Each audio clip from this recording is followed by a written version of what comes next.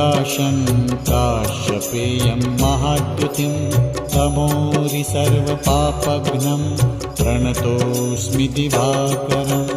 ॐ ह्रां ह्रीं ह्रौं स्वः सूर्याय नमः।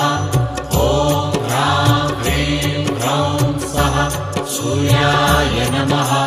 जपाकुसुमसङ्काशं काश्यपेयं महाद्युतिं तमोरि सर्वपापघ्नं प्रणतोऽस्मि दिवाकरम्।